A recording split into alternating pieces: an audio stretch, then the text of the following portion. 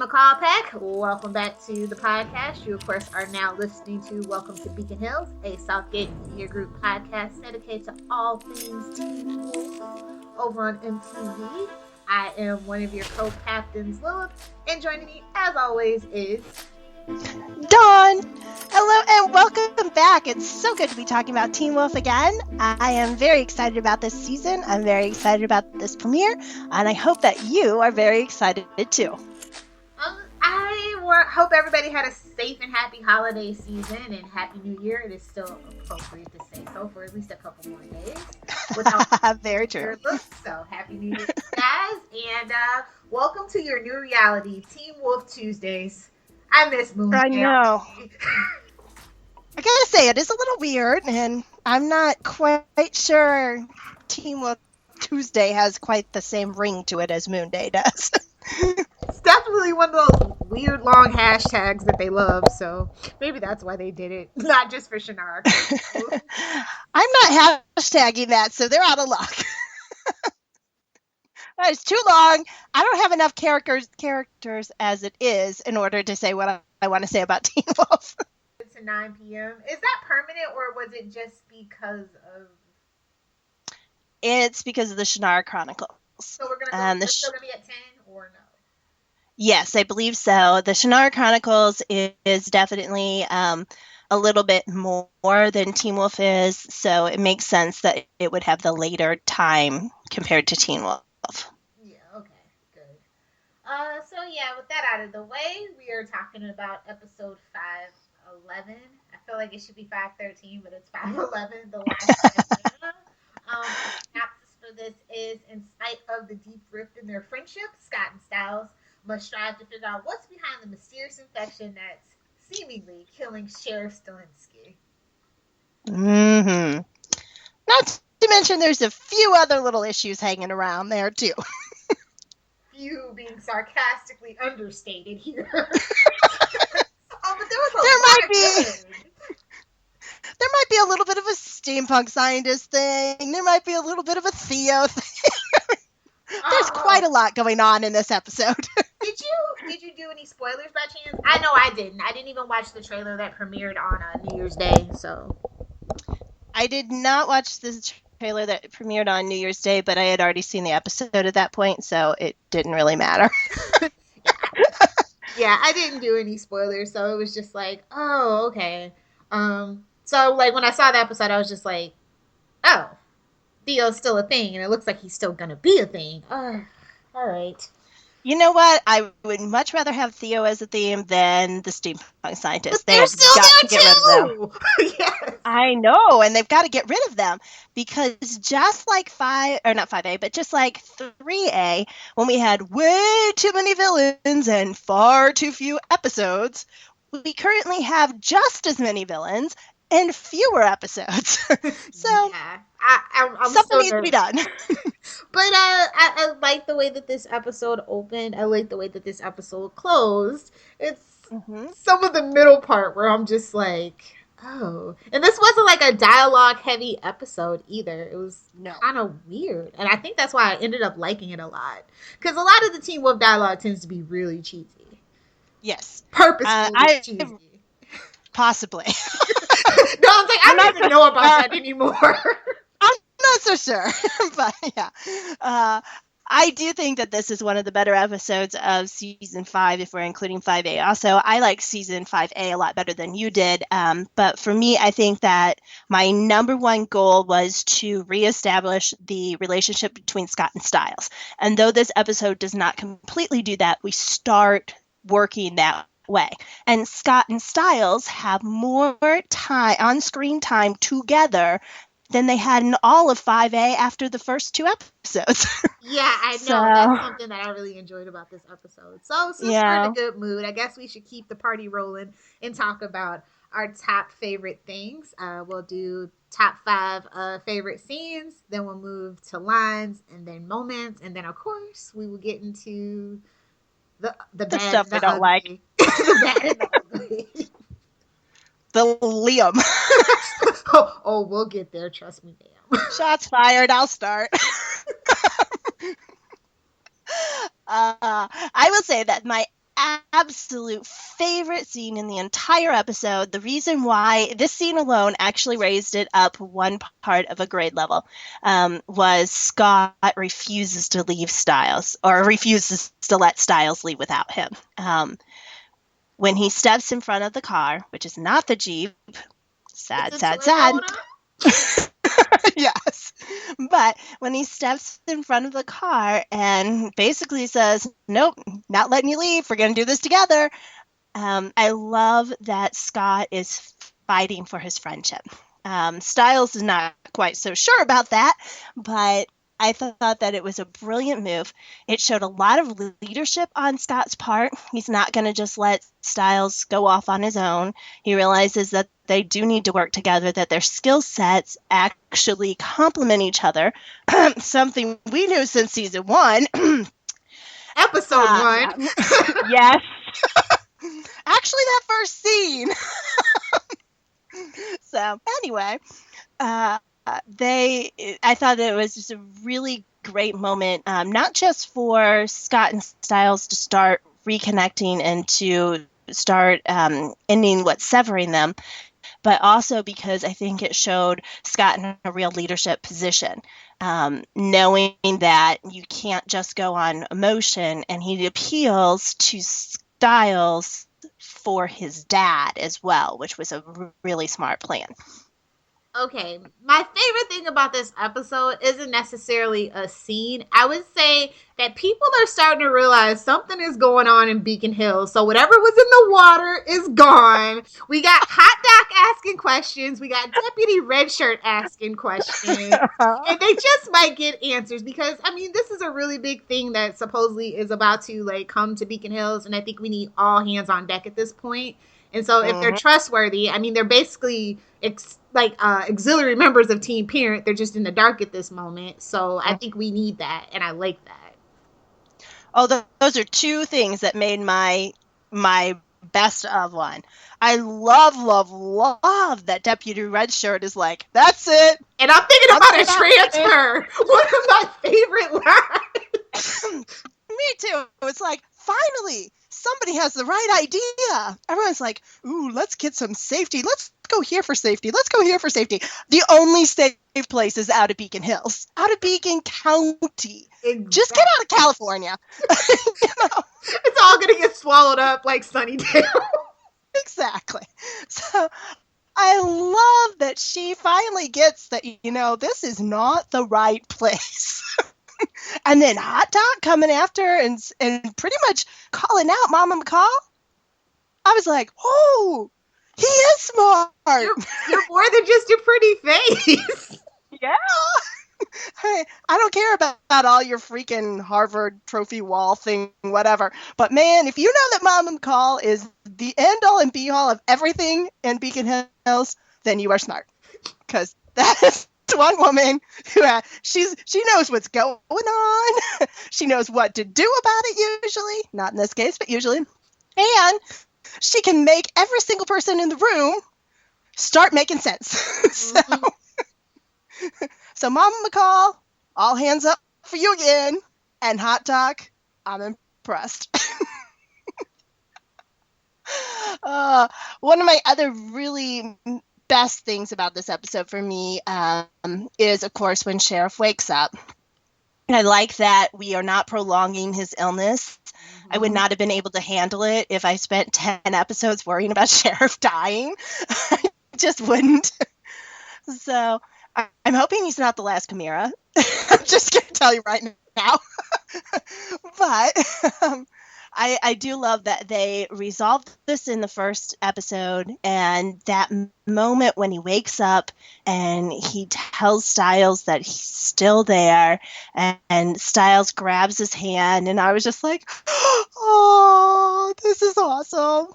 So that is my favorite moment of the night. I thought that, you know, Sheriff and Stiles, their relationship is just so fantastic throughout this entire series, and this was just another chance for us to really relish that relationship. And as I always like to say, I mean, they must really be doing something right to make us care about characters where we don't know either one of their first names. Exactly. Exactly. I pointed that out on Spoiler TV, and they're like, "Oh yeah, we don't know Sheriff's name either." Exactly.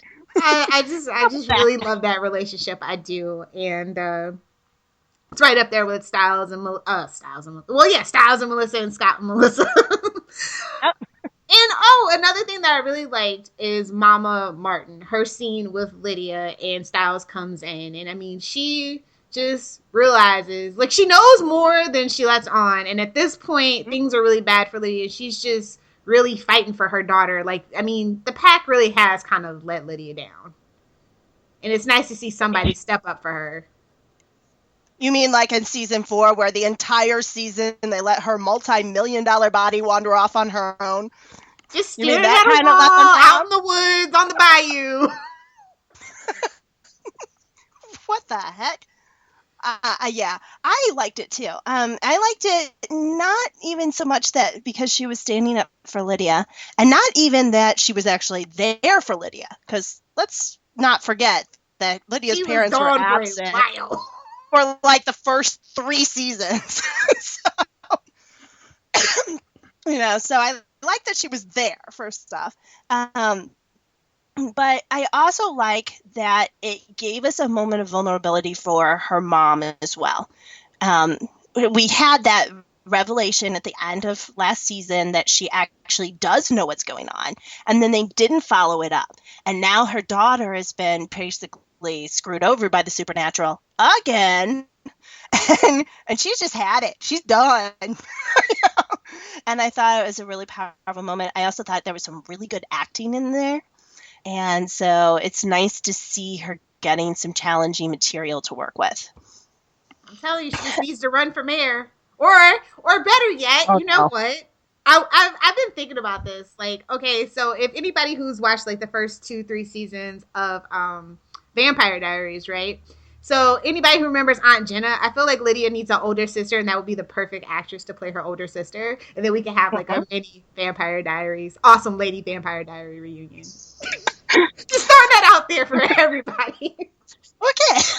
Anyway, I'm not so sure I want Lydia to have a sudden older sister. I mean, we already got Malia having a sudden mom.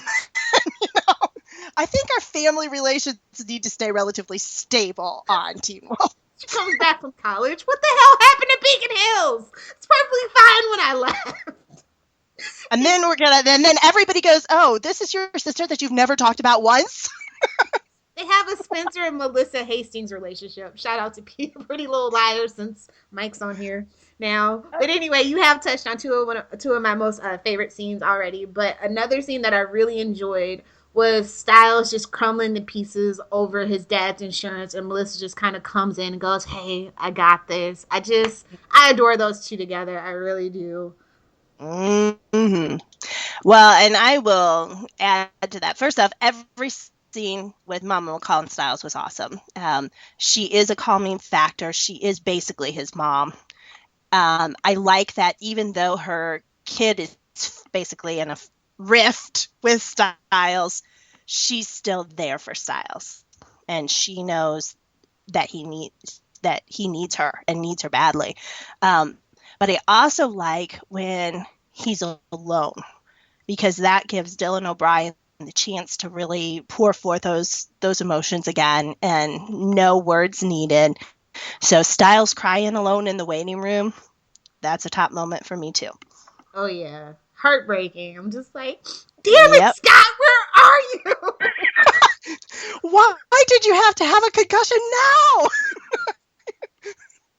Which, by the way, I'm going to get to later on. Good, me too. Go ahead. There's one that's on both of our lists. I just know it. Yeah, I've been kind of waiting, so you can go ahead and I'll just add to it. Arjun is back! Yes! Yes, and yes. Best entrance of the episode. Best character to bring back. You may talk about Derek and how hot he is and all that stuff, and I like Derek too, don't get me wrong. But Arjun is needed. Yes, I actually have that best entrance in the list. Yeah, I have that too. I mean, it was like, oh, thank goodness. We missed you, sir. We missed you so bad in 5A. And it is my personal belief that if you had been there in 5A, things would not have gone to hell and we wouldn't have to come back from it. So, Yes, love me some Argent. Definitely. What else can I talk about? I like where Scott calls Malia. And like, so they're tracking the kid or whatever, and he's like, you can talk to me. Like, he is really putting forth the effort to like want to patch up his pack. That's his number one priority now. And it's my number one priority too. Usually our priorities aren't the same as Jeff's, though, so it's nice to see that it is his priority. Yeah, I thought that was very touching. I like that Scott is trying so hard. It would be very easy for him to just kind of fall into that depression that, I want to call it a team depression, but any leader, no matter what age they were, would be susceptible to depression after such a crushing defeat. And so the fact that Scott's not giving up, he's still going to bring his pack together. I mean, it just shows incredible strength of character and incredible leadership. And that is exactly what we need to see from Scott. People talk about how we need to see Scott kicking butt more often, and we do. But really, we need to see him step up to the plate and be the leader that everyone keeps telling us he is, but we're not necessarily seeing. Because honestly, at this point, Lydia is really kind of the team leader. When she's allowed to be with the team. Yes, exactly. See, I don't think they have a leader now. And so, to be totally honest, watching Scott step up to the plate and really take on that pack leader position is one of the things that I'm most looking forward to in this season based on this episode. Now, I want it to continue. If it doesn't continue after this pilot, then I'm going to be really disappointed. But I do think that, just watching how much, the pack broke up. And not all of that is on Scott. Not even close to all of that is on Scott. First off, a lot of that is on Stiles. Right? And everybody else who was keeping secrets. But part of it is on Scott because he was supposed to be the leader. And so to watch him really make that effort and really work so hard to let people know that he's there for them and that he's not going to leave them and that he can be trusted. I mean, that's the best character development we've seen in Scott yet. Definitely. And to add to that, another thing that I really liked was kind of Stiles going off on him and Scott just kind of taking it despite being like still hurt from everything. And, he just kind of calmly explains the Stiles, even though it's a super moon out and, his emotions should still be kind of a wreck. He did just kind of sort of die for 15 minutes. And he's just hey, somebody else got hurt too, Mm-hmm. I just kind of like that, I have that one in my question. I actually have more in my question of this episode than I do in most of them. I have my positives, my negatives, and the stuff that lies in the middle, and that scene actually lies in the middle. I liked Scott and Malia talking about breaking up with Stiles more than I liked Stiles physically going after a Scott who is already hurt. Stiles didn't know that. That is true. And Stiles didn't know that Scott was hurt. And quite frankly, if you see blood on a werewolf, you shouldn't be very concerned because it should be healing already. Exactly. So I do see where he's come from. I know that he's absolutely frantic about his father. I think it was very realistic that he went after Scott, especially after Mama McCall, the answer to all things, says, "We don't know." I mean, that's just the kiss of death in the show. Mama McCall doesn't know, you're screwed. If Deaton doesn't know, it's okay. You got 3 more episodes. But, no, if Deaton doesn't tell you, exactly. It's sketchy. That's true. So, but it did feel very heartbreaking to watch So I think when I first saw the scene, I was really kind of like, oh no, I can't take any more of this divide. And then as the rest of the episode went on, I felt better about the whole thing, including that scene. Yeah. Are we at a? I didn't actually have a lot of lines. I had like maybe two. Oh, well, see, I want to go back to just a couple other things that we didn't talk about. Yeah, that's what I was just gonna say. How many lines did you have, and then so I can. Actually, these aren't lines. It's some other things that I think are highlights that Okay. be on there. I adore the directing, and I assume it's a directing choice. It might have been a writing choice, but I adore the fact that Stiles keeps hearing his dad's voice to motivate him. So whenever he's in the middle of concussion number 3200, he, is still hearing his dad. And I think that was a great way to play off of how close their relationship is and on how much he depends on his dad. And I think that it helped raise the tension about Sheriff being, dying, basically.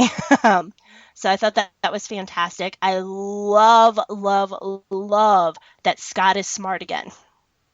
I'm like, the whole pack. Well, yeah, because and also nobody's really keeping secrets except from outsiders, and even they kind of want to tell the outsiders that have finally asked the right questions. And I like that. I think information and knowledge is power, especially in Beacon Hills, where there's so little of it.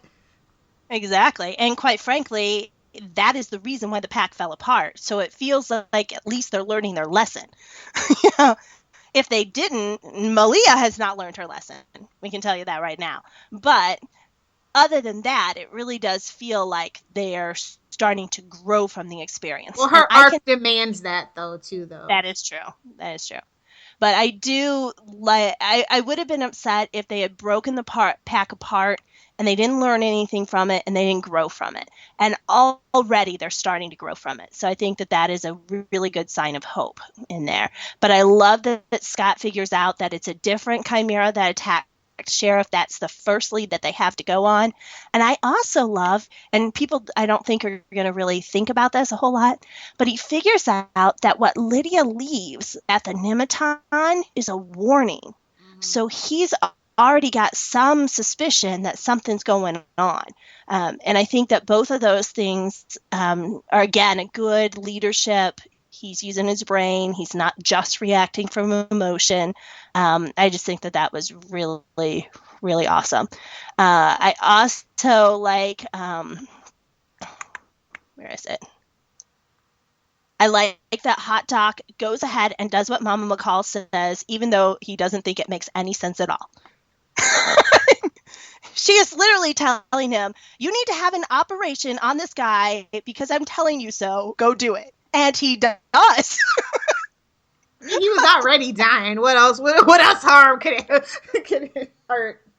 Yeah, well, you call the insurance company and explain why you did just this random operation on somebody. So I thought that was very, very awesome. Those are just some other things other scenes that I really liked.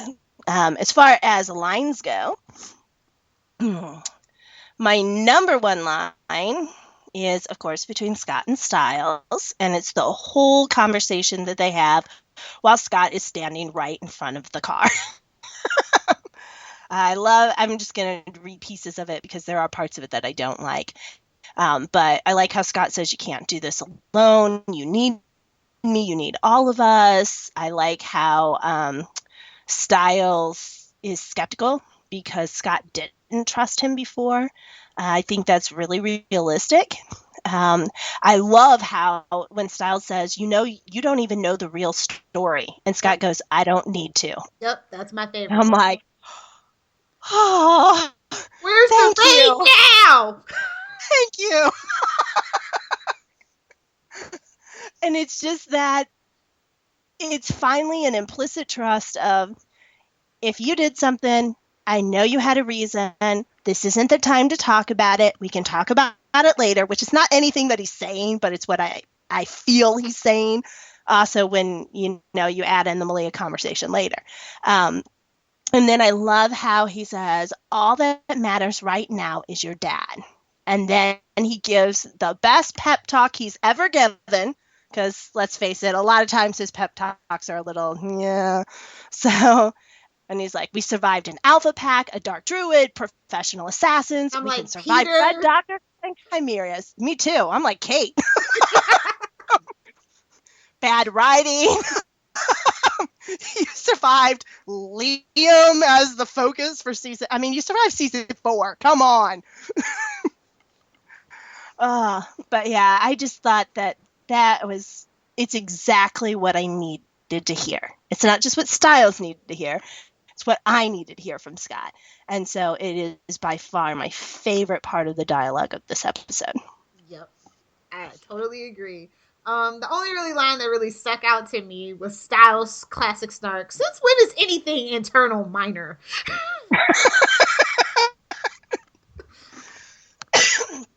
He has a point. But that's just a doctor trying to be reassuring with good bedside manner. Hot Doc has good bedside manner.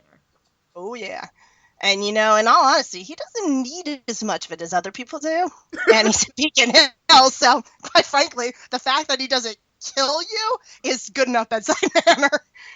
But he really does. He's got a lot of charisma. I'm glad he's in this episode. I'm hoping that he'll be in some more. He's not the smartest tool in the shed in some parts of this episode, but other than that, he really is pretty awesome. He makes Liam better, because Liam, yes. It was cute. He's like, just go home. Just get out of here.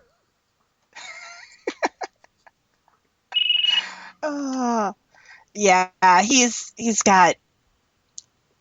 I don't know. He's a plus. He's a parent. He's a plus. So my second favorite line is actually a tie. Both of them by Sheriff. 1, hey, you still got me. And 2, it's okay, Stiles, you still got me. I love how they play from the flashback to the current day, and they tie that in. I thought it was fantastic. Oh, those are in my moments, actually. So, yeah. Yeah, like I said, those were pretty much the only ones that stood out to me, because this wasn't a heavy, like I said earlier, a heavy dialogue episode. And I like that. They kind of let the scoring speak for itself. They let the silent moments fall where they needed to. I really enjoy that. Oh, me too. Because the less dialogue, sometimes the better in the show. My third favorite one is Mason, I need to learn to shut up. Best meta moment. Honest to goodness. Like, are you speaking for me? I think you're speaking for me. I think they've realized that Mason equals cavities. He's too sweet. He is definitely too yeah. He's got some issues of plot line that make everything I hear from him kind of make me cringe. Number 4, Parrish. We need to find this kid. Mama McCall. Isn't that a little dangerous, especially since he almost killed my kid? You tell him, Mama. You are a mama, and that's the most important thing. And then number 5 for me was Chimera number too many to count. She doesn't look good. Screamer. She's got a hole in her head. It's not a good look for anyone. Wait, first time I actually like Theo, that this kid. Is what passes for medicine. That was good too. That was on my list as well. Oh, okay. Moving on to moments. I just have to say the "you still got me" moments. Oh my god! Because Stiles has said that to Scott. I believe it's at the end of season 1 or 2, where they're playing lacrosse, and he's like, lacrosse. "Yeah, it's like nothing's changed." And he's like, "But you still got me." He's like, "But I already had you." But yeah, you still got me. Still got me. That's what he made. And I think that's exactly what I think it's going to make the entire fandom think of, because it was definitely a touching moment. Yeah. My favorite moment besides that, of course, the flashback to Stiles at his mom's funeral. I thought that was just well done. I wasn't expecting it, although apparently it's in the fandom. It's a spoiler out there. I didn't realize it was. And so for me, it was like, oh, that was a nice surprise. Yeah. That coffin was extra small though, right? I was just like, that's almost a child's coffin. It could very well be, or it could just be Stiles' memory of it. Yeah. all wibbly wobbly dream logic. Yeah, sure. Yes.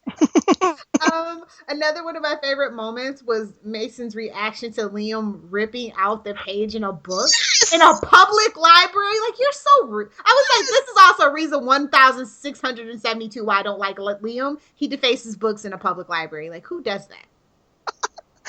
I have that, that's got 3 stars by it for me. I love that moment. The librarian me was just like right there with him. Like, Liam, there are copiers right around the corner.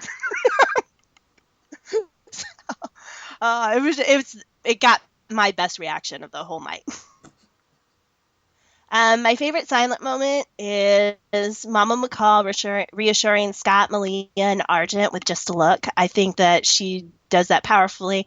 I like how Scott immediately relaxes. And I think that it was just a great silent moment between the two of them. Between her and everybody, per usual. Yes. Another favorite moment. I like how Malia just deflects things in general, and this episode was no different. And she's just like, "Yeah, I know." And they said, "Oh, I got the scent. Shut up, Scott. I don't want to talk about this right now." It was very true to character. So. And Malia's been out of character most of 5A, so that's true. Another moment that I really liked was Scott and Stiles at the Wall of Weird, working together, putting stuff up on the board. It was season 1 Teen Wolf, and I love that. Definitely. Oh, favorite moment is just something in my head was like, hey, there's a new clique in Beacon Hills, and it's called the Leather Jacket Jackasses. Mama Martin, Scott, and Parrish were all rocking leather jackets, and it's like right when they were being like their worst selves, it was like the leather jackets came out. So it's just not a good look for anybody, and especially in California, where it just doesn't get cold enough for that. I mean, remember, it's the coldest night of the year, 40 degrees. Like, what the heck? Meanwhile, it's -3 where I'm at. Oh, just shut up. It's just something about the wardrobe choices that sometimes catch my eye, and that particular one caught my eye. Yeah, I'm sure that would do it. I love when Mama McCall tells Stiles that he isn't facing Theo alone. He's like, I can do it on my own. She's like, nope. Next time we see him, Scott's there with him. I'm like, you tell him. You pull that mama out. Oh, my next favorite moment has to be where they're still kind of holding their cards close to the vest, and so Stiles knows Theo's a chimera, but he still like lines his door with the mountain ash, and then Theo steps over it, and then you just see the little smirk on Stiles' face. It's like, yeah, I got you fooled. Mm-hmm. Plus, then they explain Scott's scent by, Stiles throwing that shirt at Theo, and I'm like, wow, they really are smart again. I think they should stay mad at each other. I don't know at this point. Oh. No, don't stay mad at each other, but do stay smart, because that was a brilliant way of doing it, and it completely makes Theo pull down his guard, and they get what they need from him because they're smarter than him. And that puts a smirk on my face. I liked and was completely creeped out by the way, the idea that we got more information about Theo's sister. We still don't understand why exactly he's crazy, but it was like, really? Really? Ew! Really? I don't know about this. It took them 8 years to start it all over. Like, it just leaves more questions than answers. It's like, okay, we already knew obviously he was a chimera, but now it just makes, like, we were wondering why he killed his sister, so it's for her hurt. Yeah. And he's 10 years old, and he's thinking, man, I want my sister's heart? Really? Oh, that just makes him even more chilling and disturbing to me. I think why he was one of the successes is that he was like a psycho or maybe sociopath or whatever, and that has a lot to maybe do with making the ultimate killer. Maybe, except that, Psycho didn't. He was way too unhinged. have that right balance of crazy. And smart. Okay, that works. Yeah, because Psycho is definitely the most unhinged person we've seen since, well, Peter, I would guess. Possibly Gerard. But, I don't know. They're just so crazy. Talking about Jeff creepy. likes to think of this show as a psychological thriller, and that a lot of the problems behind their problems that they have are all in their head, which is what's going on with Scott right now. I read an interview yesterday about that, and I was just like, sure, Jeff, sure. I still think that the whole show is made up in Lydia's mind, and she's actually she's watching the snow globe? No, she's not doing the snow globe thing. I think that she really is in Eichen House. I think that she's, she could be catatonic, because that seems to be a favorite go-to thing there. But I really do think that she's, like, autistic. And it's all in her head. That would be so awesome if Jeff actually ended this series like that. I don't know if people would think that was awesome.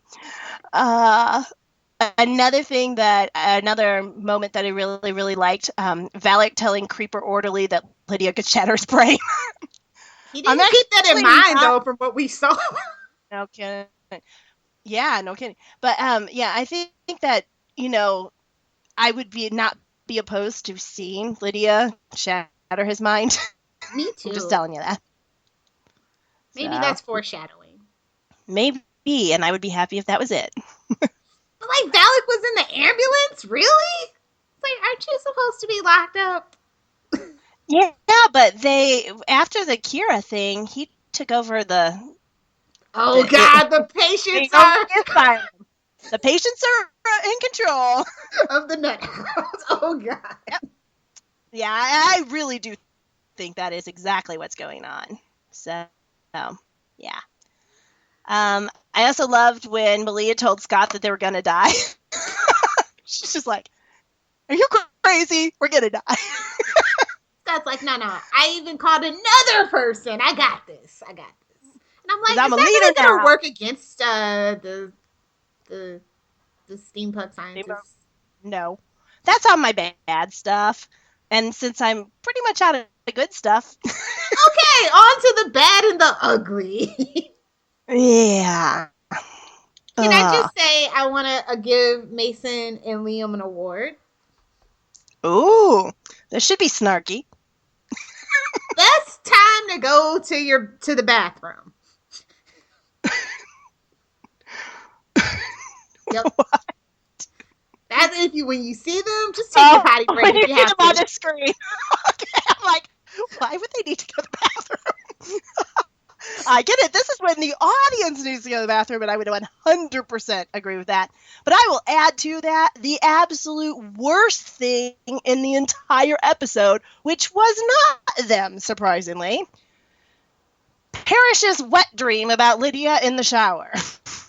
And that was in one of the promos as well. And this is a really divisive thing in the fandom. I don't think a lot of people actually realize it. But basically, Lydia has become Derek. She is the eye candy with no plot that they keep promising you we're going to get some development on. And the inappropriate relationship with Parrish. On top of all of that. Yeah. I think she's got it better off than Derek, because Derek only had two purposes: to have his shirt off or be tortured. So she's to be naked and fantasized about.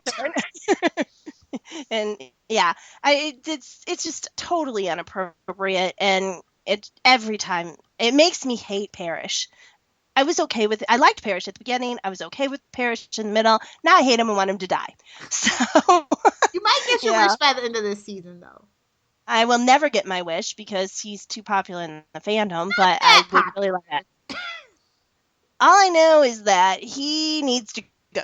And this whole fantasizing about a high schooler needs to go even faster. But now they're trying to justify it as it's a vision to make it even worse. I don't care. He's having wet dreams about Lydia while he's driving in the car. So, anyway, I think that I will include Parrish on your list of best times to go to the bathroom. I I can see that. I'm just really confused about why they think that it's a good idea. I just don't understand it. It's like you do actually have at least 2 females in your writer's room. Did they not? Nobody brought this up? So I hope so. You have adults in your writer's room. Wow. Come on.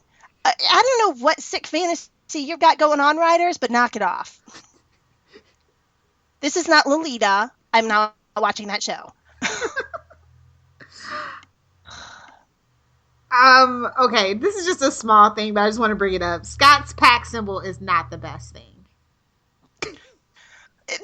That is actually an award from me called the Did I Miss Something award. When does Scott have a... Did Scott do that? Did the steampunk scientist Did Valak? I don't even know where this thing came from.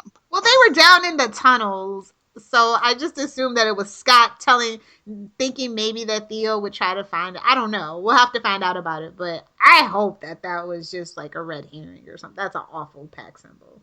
I don't even know what it is. I'm like, really? It looks like one of those wheels from the clocks, like a Swiss clock. It's like, can we at least have continuous circle? I guess we can't, because then it wouldn't stay on the wall, but I don't know. It was just strange. I didn't even get it. The what? Like, a what? Yeah. Then I'm like, wait a minute. Did Callian put this up here? Because you know he's coming back, right? I do. I hate it. Me too. But yeah, I thought, that's a good guess, though, honestly. Because he's the one who likes putting symbols on everything. He's the one that's obsessed with Scott now. Yeah, no kidding. It's just what we need. Ugh. All right, number 2 thing I hated. Insta-night. What the heck? Instead of Insta-dawn, it's Insta-night. Yes. It's the opposite, and it's just as bad. So I'm sitting there thinking, all right, it's 6 o'clock in the morning. They go to the library, the open 24 hours a day library. Not that it doesn't matter anymore because it doesn't have a door anymore library. But anyway, so they go there. Liam douchily rips out the map. They get to the forest, and it's bright daylight. They find the Nematon, and it's bright daylight, and then suddenly it's Insta-night. They turn around, hear Hayden's voice, and voila. I'm like, what the heck just happened? Did you go into a fugue state? They might have.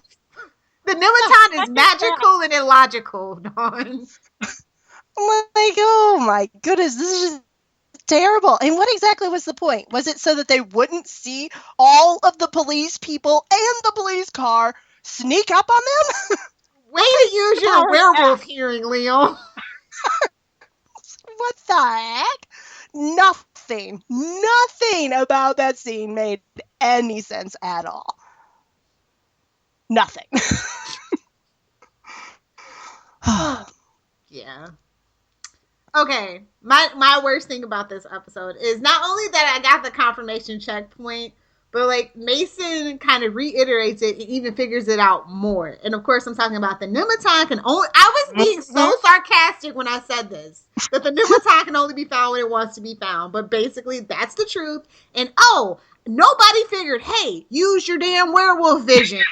Really, Mason, the human? 2 points to Hufflepuff. Okay, fine.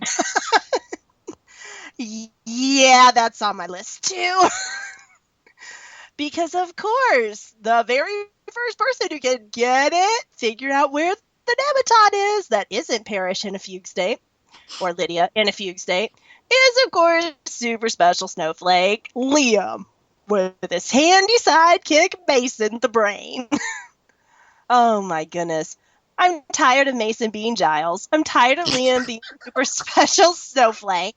And quite frankly, I'm tired of Mason reminding Liam that he is a super special snowflake. He says it 4 times. They have 4 conversations, and in every single one of them, he reminds Liam that he's super special.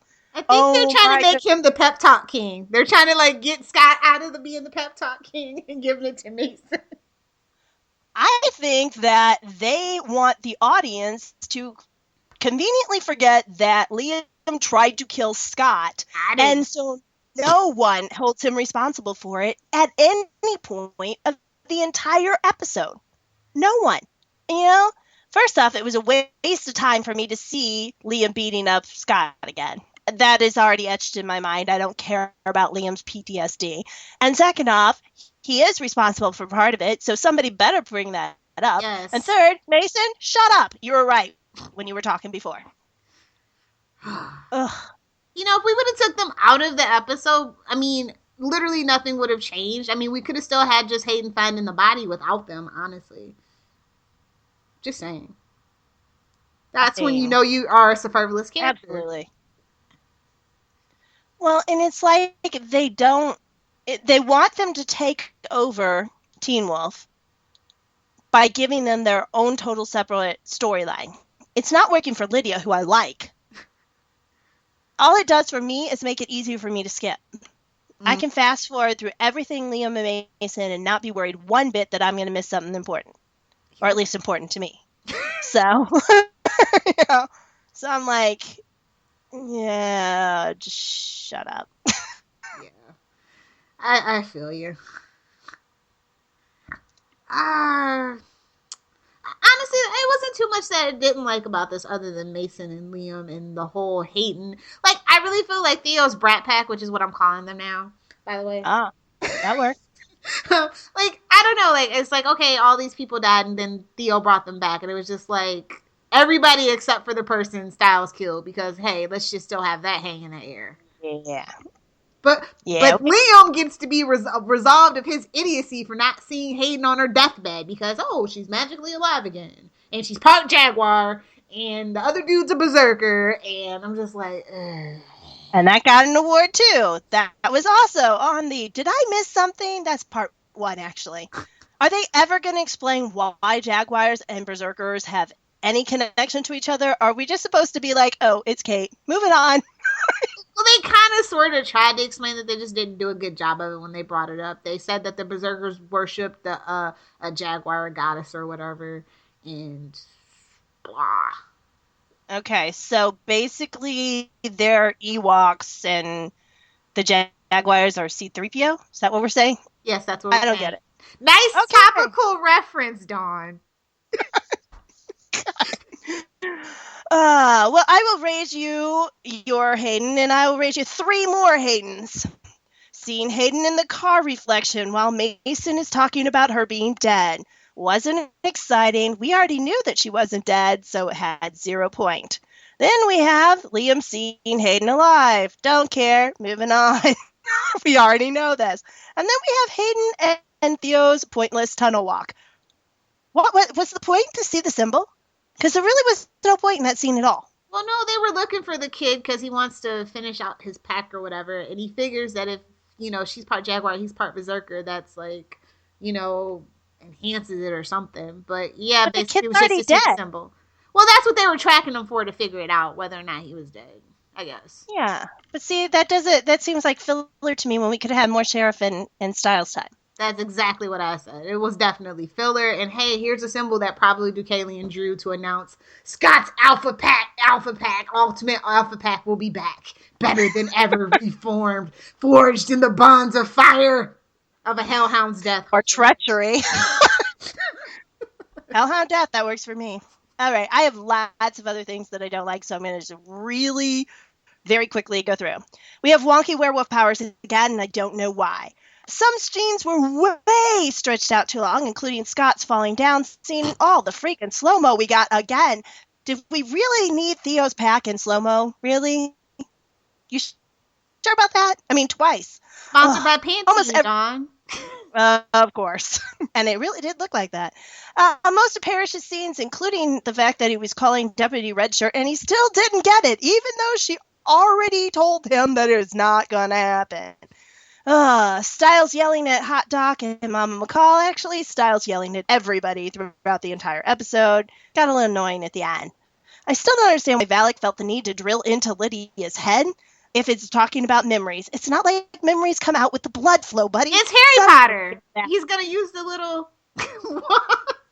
Steve? Okay.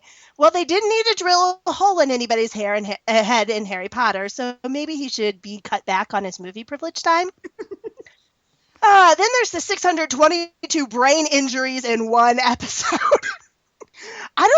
never seen any, but I've never seen an episode of Teen Wolf where so many people were unconscious for part of it. They thought it was Like, supernatural. Really?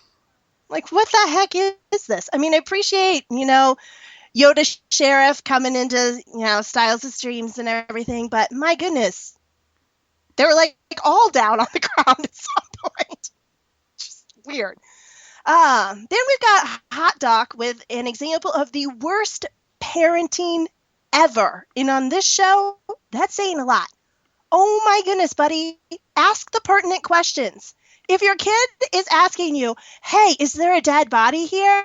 Are you sure there's not a dead body here? Is there a girl named Hayden with a dead body here?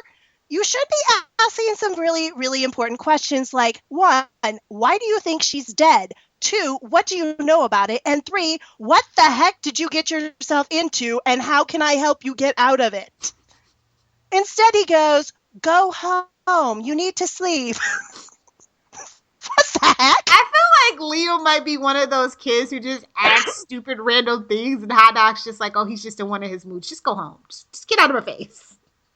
Oh, I don't know.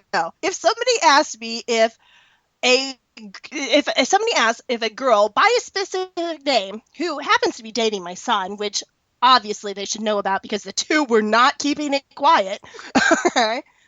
If he goes, hey, did my girlfriend's dead body come into a morgue? I'd be asking some questions. I'm just saying. This is like terrible. Oh, worst parenting ever. Oh, wait, who reviews Teen Wolf? And they go, anytime you see Hot Doc, it's blah, blah, blah, hospital, blah, blah, hospital. That's what it was. A case of that. I don't know. I mean, seriously, I think that Hot Dog had some brain damage in this episode, too. I don't even know where that was going, but that was just terrible parenting. Then we got Theo calling Lydia collateral damage. Hello, you need to die. At the end of the season, not before, but at the end of the season, you need to be dead, Theo. We never figure out who the Last Chimera is, so I assume that's going to be something that we're going to keep running here. We get more chimeras running from more steampunk scientists, and I don't know about you, but I'm pretty much assuming that everybody's at the point that we just don't care anymore. Yes, I did. Do we care about random guy? No kidding. I mean, another random chimera, I don't care if he dies at the steampunk scientist's hands. I just don't. I don't even know this kid. I don't even care to number this kid anymore. He's just random. Which brings about the creeper orderly and steampunk scientist still being around, period. Terrible. Then we got the shoddy hospital work. I mean, seriously, if a kid comes in, a teenager comes in, and they are catatonic, do you think maybe that might say, hey, we should do a cursory examination? Oh, look, there's 3 gaping holes in the back of her head. Maybe that has something to do with it. Exactly. What the heck? Well, I mean, Mama McCall wasn't on the case, so, Even for Beacon Hill, that's terrible. Oh, I mean, I don't even know how the place is still in business. Okay? Then, talking about not learning from anything, they keep shooting bullets at the steampunk scientists, knowing very well that that has no effect on them at all. Could somebody please at least try to think of another weapon? Maybe? I'm giving that job to Argent. Argent, don't let me down. Let's get a bat wrapped in wolfsbane, dipped in silver, maybe. I'm thinking electromagnetic, shock thing going.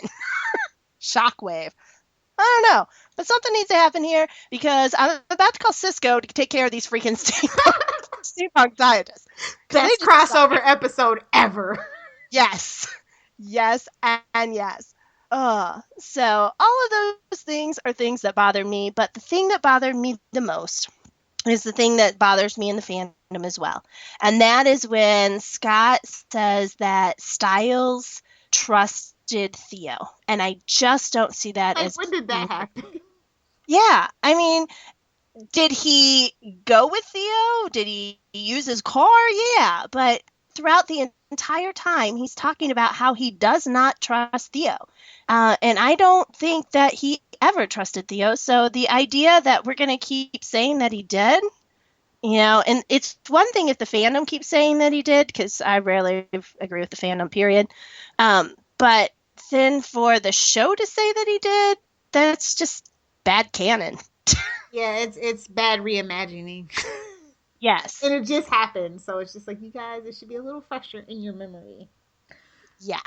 So those are the things that I didn't like about this episode. I still think, like I said, it's overall really good episode. Great comeback. Just, Teen Wolf has a problem with logic and continuity and consistency. It's just one of those things like slow motion that we deal with. Yes. Slow motion and bad CGI and lens flares. Yes. Yeah, and every genre show has problems with canon. I've just come to that conclusion. But I think that overall it was very, very good. It was a great way to start this new season. It gives me hope that 5B will be better than 5A. And it's already better than season 4 because it had one good episode. So shots fired again. So do you want to do the grade first or the episode awards? It doesn't matter, whichever you wish. Let's do the grade, because I can actually say that this episode is A-worthy, and I haven't said that in quite a long time. Ooh, wow, look at you. Imagine what a little Stiles and Scott can do for a poor girl. No kidding. It raised the grade for me, too, and I gave it a B+. So I thought it was good. I thought that it was definitely heading in the right direction. It actually checked off several things on my biggest wish list. So all in all, my big summation of this episode is less filler, more story, more questions. Definitely. Okay, so who or what was your MVP of this episode? If we're talking MVP as in not characters or plot. Yeah, just who or what. The MVP for me is the lighting. I could see almost every single thing in this whole episode, so that was a relief. And a lot of this episode actually took place during the day, so it was really easy to see things. So I did appreciate that. The screen caps for this should end up being a whole lot better than they are for several episodes. For me, I have to go with the scoring. I noticed a lot of new epic hero themes coming about, and I always love a good scored episode, and this one was really good. Like I said, there's new stuff in there for me to pick through and use for my fan vids, so that's always a good thing. And there was some really good music choices that were not necessarily score. There were several that the lyrics were just on point. Yes, the one with Scott in the Humpty Dumpty line. It was just like, that's a little too on the nose, but that's okay. The music was top notch in this episode. It wasn't EDM, so I knew you'd like it. That is true. That is definitely true. And thank goodness we didn't get that freaking club. Another reason to be happy. See? Yeah. Best character. It's so hard in this one. So very, very, very hard. You can do supporting character too if you need to fudge it. So. Oh yeah. Well, Mama McCall was definitely the MVP character of the night. Right? And she was just taking it all like she should have been. But man, I just love Sheriff, and even when he's in a coma, even when he's not, I love how when he was coming in, he was worried about Stiles. He was talking about, where's my son? I love him in all of the, Yoda type moments. I loved him in the flashback, and I just adore when he woke up. So, I don't know. It's the hard one. I have to think on that one.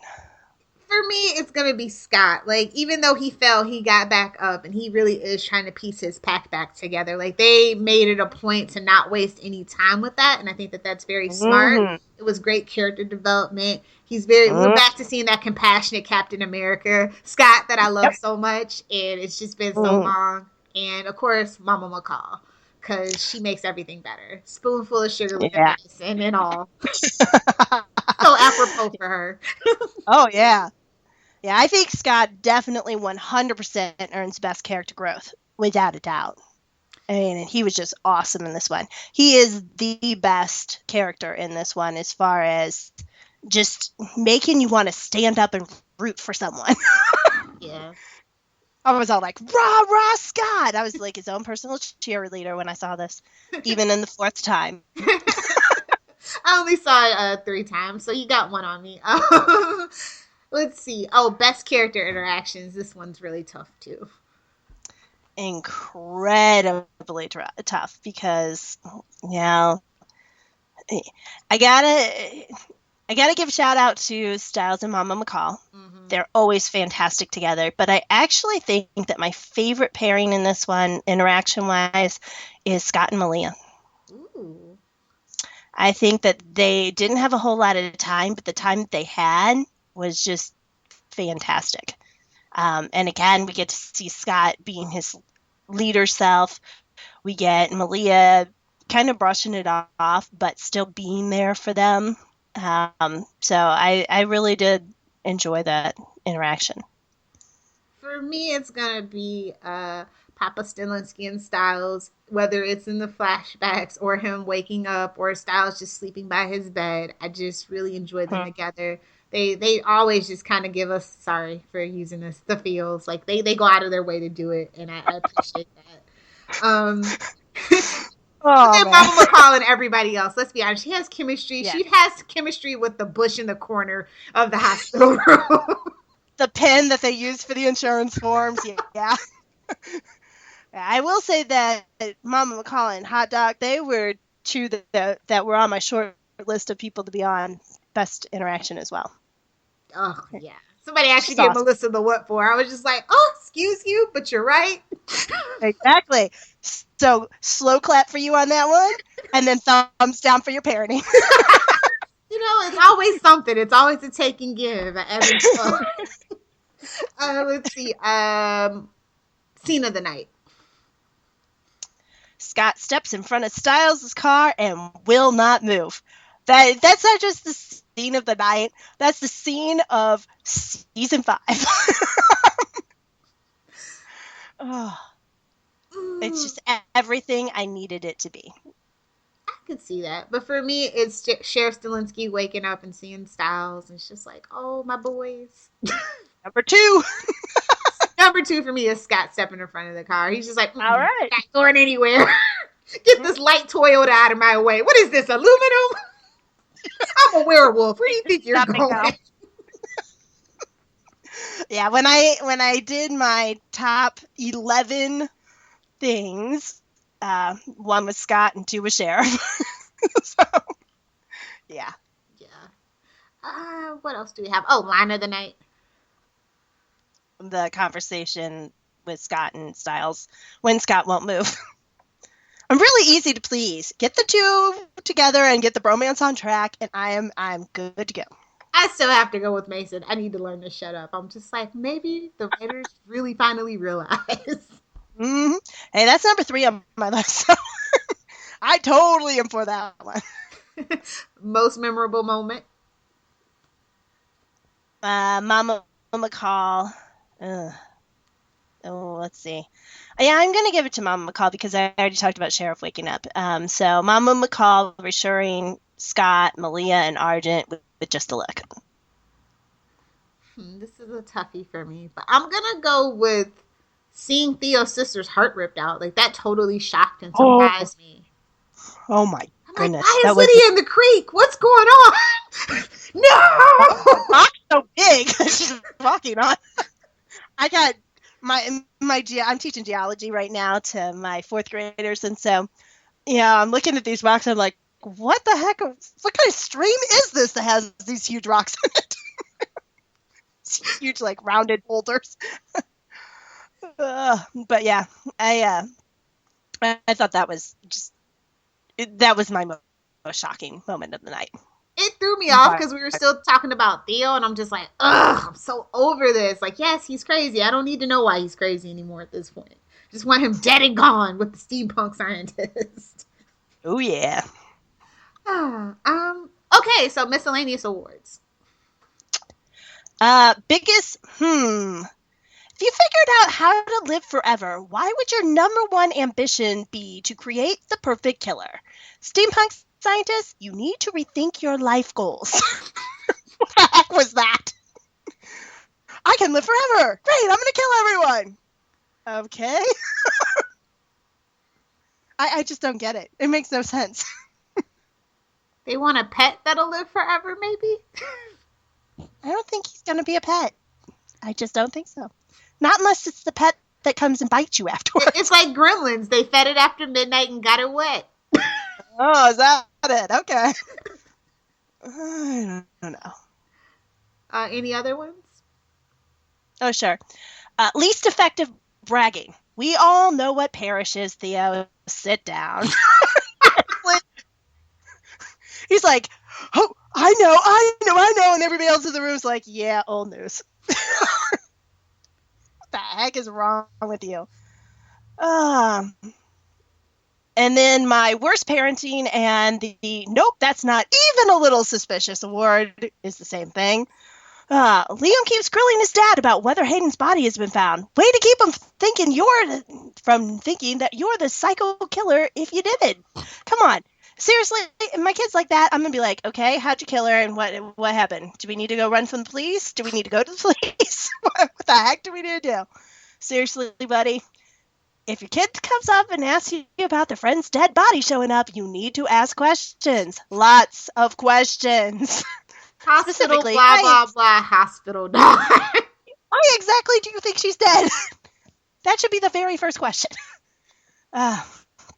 Biggest eye roll goes to Liam, of course. Stiles and Lydia search everywhere for the Nematon, but who finds it on their first try? Well, it's super special snowflake Liam Dunbar, of course.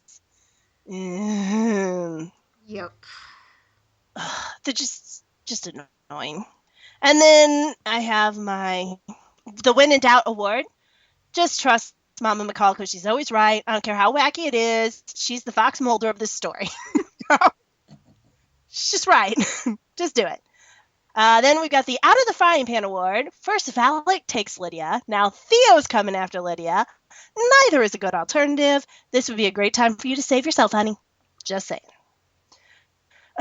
Especially since she has to go back, Theo, though, right? Yeah.